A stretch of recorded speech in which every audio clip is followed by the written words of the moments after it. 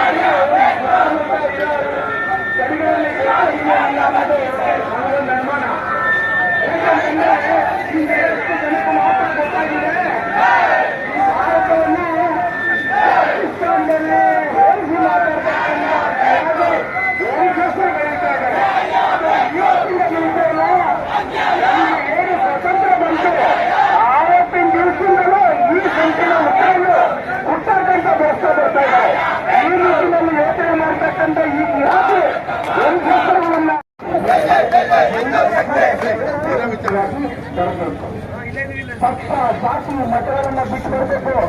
ನಾವು ಕೈಗಾರಿಕೆ ಇಂಥಲ್ಲ ವಿಷಯಗಳನ್ನ ತೀವ್ರ ಬರಬೇಕು. ನಮಗೆ ಧಕ್ಕೆ ಆಗ್ತದೆ. ಜಿಹಾದಿಗಳಿಗೆ ಧಿಕ್ಕಾರ, ಜಿಹಾದಿಗಳಿಗೆ ಧಿಕ್ಕಾರ.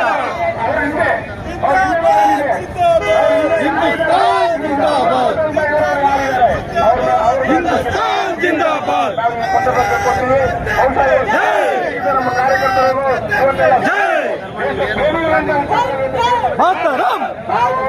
ಪ್ರತಿ ತಾಲೂಕು ಮಟ್ಟದಲ್ಲಿ, ಪ್ರತಿ ಜಿಲ್ಲಾ ಮಟ್ಟದಲ್ಲಿ ದೇಶ ಪ್ರೇಮ ಭಾರತೀಯ ಭಕ್ತರು, ಭಾರತ ಮಾತೆಯ ಭಕ್ತರು ನಾವೆಲ್ಲ ಹೋರಾಟ ಮಾಡೋರಿದ್ದೀವಿ.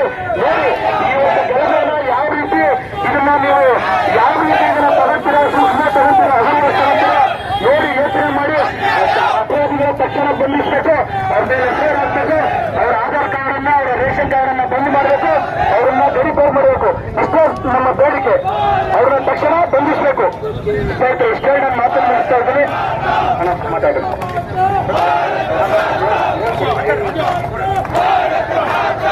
ಈಗ ನಮ್ಮ ಜೆಡಿಎಸ್ ಪಕ್ಷದ ತಾಲೂಕು ಅಧ್ಯಕ್ಷರಾದ ನಮ್ಮ ಕರುಣಾಮೂರ್ತಿ ಅವರು ಈ ಸಭೆಯನ್ನು ಉದ್ದೇಶಿಸಿ ಮಾತಾಡಬೇಕು, ಪ್ರತಿಭಟನೆ ಉದ್ದೇಶಿಸಿ ಮಾತಾಡಿಸಬೇಕು ಅಂತ ಕೇಳ್ತಾ ಇದ್ದೀವಿ. ನಾವು ಆರಕ್ಷಕರಾಗಿ ಬಂದಿದ್ದೀವಿ ಭದ್ರಾವತಿ. ನೀವು ಏನಕ್ಕೋಸ್ಕರ ಇದು ಮೆರವಣಿಗೆ ಮಾಡ್ತೀರಾ ಅನ್ನೋದು ಸ್ವಲ್ಪ ಈದ್ ಮಿಲಾದ್ ಗಾಂಧಿ ಸರ್ಕಲ್ ಒಳಗಡೆ ಇಲ್ಲಿರ್ತಕ್ಕಂಥ ಕೆಲವು ದೇಶದ್ರೋಹಿಗಳು ಪಾಕಿಸ್ತಾನದಿಂದ ಘೋಷಣೆ ಕೂಗಿದ್ದಾರೆ. ನಾವು ನಮ್ಮ ಊರಲ್ಲಿ ನಮ್ಮ ಮಧ್ಯೆನೇ ಪಾಕಿಸ್ತಾನ ಇಟ್ಕೊಂಡ್ರೆ ಈ ದೇಶ ಸುರಕ್ಷಿತವಾಗಿರುತ್ತೆ. ಇದನ್ನು ನಾವು ಅರ್ಥ ಮಾಡ್ಕೊಳ್ಬೇಕು. ನಾವು ಯಾವುದೋ ಕಾಶ್ಮೀರದಲ್ಲಿ ಎಷ್ಟು ಸಮಂಜಸರು ಅಷ್ಟೇ ನಮ್ಮ ಮಧ್ಯೆ ಇರ್ತಕ್ಕಂಥ ಇಂಥ ದೇಶದ್ರೋಹಿಗಳನ್ನು ಬಂಧಿಸಬೇಕು ಅನ್ನೋ ಕಾರಣಕ್ಕೋಸ್ಕರ ಪ್ರತಿಭಟನೆ ಮಾಡ್ತಾ ಇದ್ದೀವಿ. ನೆನ್ನೆ ದಿನ ಇವತ್ತು ಬೆಳಗ್ಗೆ ಕೇಳಿದಾಗ ನೋಡಬೇಕು, ಐಡೆಂಟಿಫೈ ಮಾಡಬೇಕು, ಬೇರೆ ಊರಿನವರು ಅಂದರು. ಯಾರು ಬೇರೆ ಊರವರಲ್ಲ, ಇದೇ ಊರಿನವರು. ಅವರನ್ನು ಗುರುತಿಸೋದಕ್ಕೆ ಸಾಧ್ಯ ಆಗೋಷ್ಟರ ಮಟ್ಟಿಗೆ ಕಟ್ ಆ್ಯಂಡ್ ಕ್ಲಿಯರ್ ಆಗಿರ್ತಕ್ಕಂಥ ವಿಡಿಯೋಸ್ಗಳಿದೆ. ಈಗಲೇ ಅರೆಸ್ಟ್ ಮಾಡಬೇಕಾಗಿತ್ತು. ಅವರನ್ನು ಅರೆಸ್ಟ್ ಮಾಡಿ ದೇಶದ್ರೋಹದ ಕೇಸನ್ನು ಹಾಕಬೇಕು. ಹಾಗೆಯೇ ಜಯನಗರದಲ್ಲಿ ಒಬ್ಬ ಹುಡುಗನಿಗೆ ತಲೆ ಬುರುಡೆ ಹೊಡೆದಾಕಿದ್ದಾರೆ. ಅವರನ್ನು ಕೂಡ ಸುಮುತ್ರ ಕೇಸ್ ಮೇಲೆ ಅರೆಸ್ಟ್ ಮಾಡಬೇಕು. ಮೊದಲು ಫಸ್ಟ್ ಪಾಕಿಸ್ತಾನದವರನ್ನ ಅರೆಸ್ಟ್ ಮಾಡಬೇಕು ಅನ್ನೋಂಥ ಆಗ್ರಹಕ್ಕೋಸ್ಕರ ನಾವಿದ್ದೀವಿ. Okay, thank you. ಇಡೀ ಭದ್ರಾವತಿಯಲ್ಲಿ ಲೈಟ್ಗಳನ್ನ ಹಾಕಿದ್ದಾರೆ. ಏನ್ ಪರ್ಮಿಷನ್ ತಗೊಂಡಿದ್ದಾರಾ ಅಥವಾ ಇಲ್ವಾ? ಇದನ್ನ ಮೂರು ನಮಗೆ ಈ ಮೂರಿಗೆ ನಮಗೆ ಉತ್ತರ ಬೇಕು ಸರ್, ಅಲ್ಲಿವರೆಗೂ ನಾವು ಅಲ್ಲಾಡಲ್ಲ.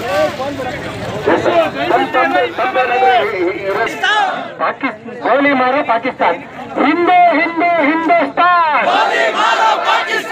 ಹಿಂದೆ ಹಿಂದೆ ಹಿಂದೂಸ್ತಾನ್, ಬಂಧಿಸಿ ಬಂಧಿಸಿ ಪಾಕಿಸ್ತಾನದ ಪರ ಘೋಷಣೆ ಕೂಗಿದ ಹಂದಿಗಳನ್ನು,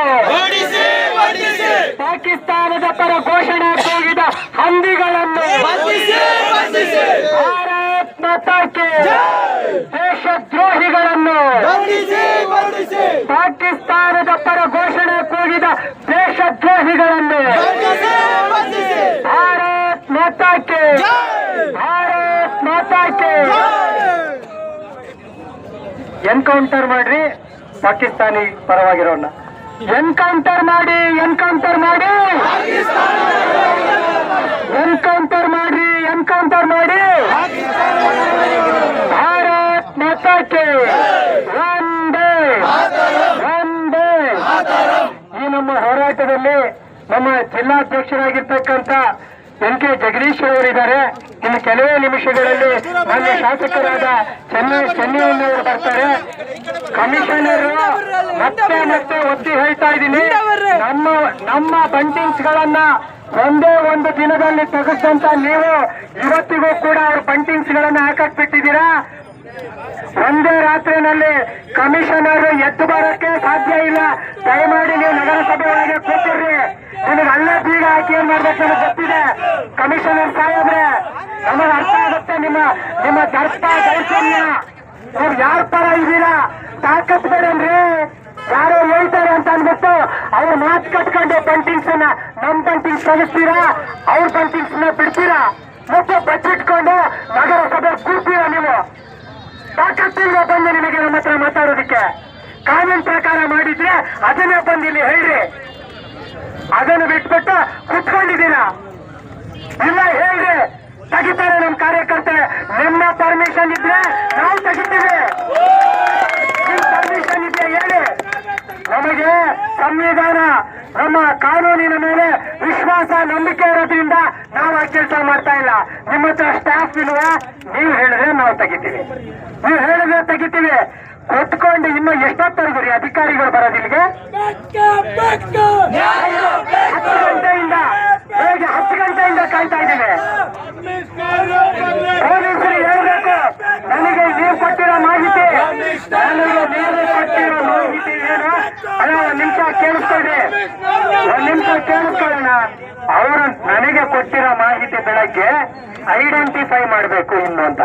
ರೀ, ಇಲ್ಲಿರೋ ಪ್ರತಿಯೊಬ್ಬ ಮೊಬೈಲ್ ತೆಗೀರಿ.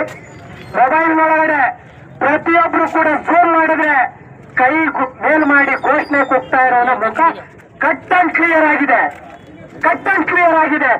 ಕುಮಾರ್ ಅವರಿದ್ದಾರೆ.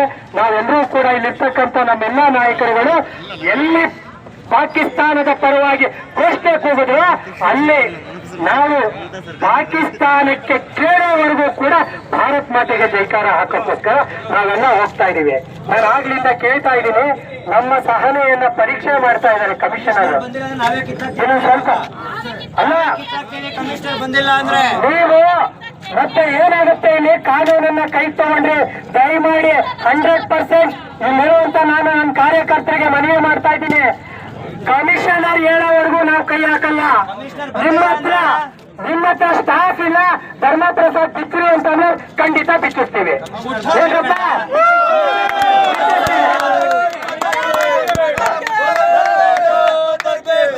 ಈ ಎಲ್ಲ ಘಟನೆಗಳಿಗೆ ಯಾಕೆಂದ್ರೆ ನಾವು ಸಮಾಧಾನವಾಗಿ ಬೆಳಗ್ಗೆಯಿಂದ ಇದೀವಿ. ಯಾಕೆ? ಸಂವಿಧಾನದ ಮೇಲೆ ಗೌರವ ಇದೆ. ಡಾಕ್ಟರ್ ಬಾಬಾ ಸಾಹೇಬ್ ಸಂವಿಧಾನದ ಮೇಲೆ ನಮಗೆ ನಂಬಿಕೆ ಇದೆ, ನಮ್ಮ ಕಾನೂನಿನ ಮೇಲೆ ನಂಬಿಕೆ ಇದೆ. ಅದಕ್ಕೆ ನಿಮಗೆ ಕುತ್ಕೊಂಡಿದೀವಿ. ಅಲ್ಲಿಂದ ಇಲ್ಲಿಗೆ ಬಂದು ಸಂಜಾಯಿಷಿ ಕೊಡಕ್ಕಾಗಲ್ಲ ಅಂತಂದ್ರೆ ಏನರ್ಥ ಸ್ವಾಮಿ?